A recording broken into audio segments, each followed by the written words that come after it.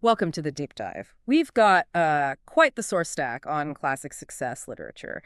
So today we're really zeroing in on a big one, Think and Grow Rich by Napoleon Hill. Came out way back in 1937, believe it or not. And it's influenced millions around the world since then.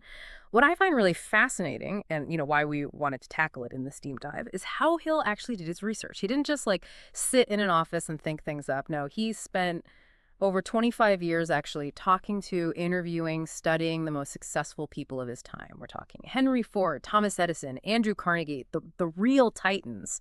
His whole goal was to figure out, okay, what are the common threads? What are the principles behind their massive success and wealth? Exactly. And that's what we're going to unpack today. We'll try to pull out those core nuggets, the key insights that make this book, well, a timeless classic, and importantly, see how relevant they still are for you right now, bridging that 1977 wisdom to today. Okay, let's get into it then. The title itself, Think and Grow Rich.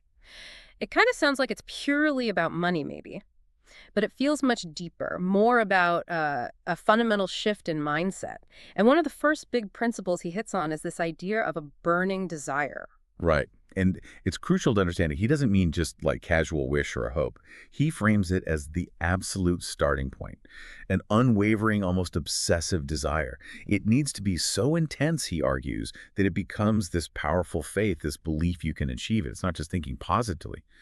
It's an active conviction. That's the foundation. Okay, so you've got this intense desire, this belief. How do you keep that fire going? How do you make it part of you? That seems to lead straight into his concept of autosuggestion. Absolutely. Autosuggestion. Hill was a huge believer in the power of the subconscious mind.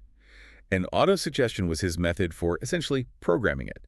It's about deliberately feeding your mind affirmations, vivid pictures of what you want, like planting seeds repeatedly with real feeling into your subconscious. The idea is do that consistently, and it starts aligning your actions, even the opportunities you notice.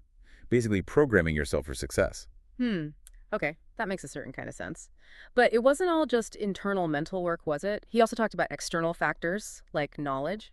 What kind of knowledge did he think was most important? Yeah, he drew a really clear line here. He pushed hard for specialized knowledge over general knowledge, which, think about it today, with information everywhere. General knowledge is easy to find. His point was deep, focused expertise in a specific area is what truly matters. It's less about knowing a little about everything and more about mastering something valuable, something that solves problems for others.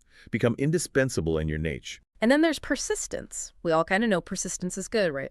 But Hill really hammers this home. He basically says it's the make or break quality. He believes so many people quit, right before they were about to succeed. Oh, absolutely critical. For Hill, persistence was the ultimate test of that burning desire we talked about.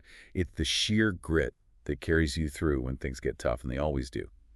And connecting that to the bigger picture, you have to mention his idea of the mastermind group. The mastermind, right? You hear that term thrown around a lot now, especially in business circles.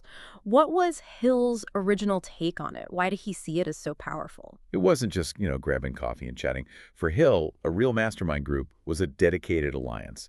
People with different skills, different perspectives, but aligned goals. They collaborate purposefully. And the synergy that comes from that, the shared intelligence, challenging ideas, refining them, he believed it could create breakthroughs far beyond what one person could ever do alone. It's about accountability, problem solving, exponential growth, really. So wrapping this up a bit, what's the takeaway for you listening today? I mean, okay, the book was written in 1937. Some language might feel a little dated.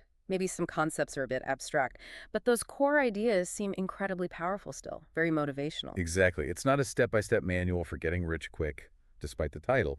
It's more about fundamental principles, mindset, discipline, really valuable for, say, aspiring entrepreneurs, anyone into self-development, or just looking to shift their thinking towards achieving more. Yeah, at its heart, Think and Grow Rich is about changing how you think. That came through in all the sources. And even if some parts feel old-fashioned, those pillars, that burning desire, the solid belief, staying focused, and just not giving up, that relentless persistence, they still feel incredibly relevant, powerful tools for anyone today. Totally agree.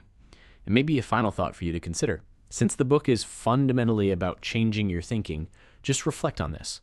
What if you really committed to applying just one of these core principles, like truly cultivating that burning desire for something specific, or maybe actively forming a real mastermind group? How could that one change start to reshape your own path It's definitely a book that gives you more each time you revisit it, worth reflecting on.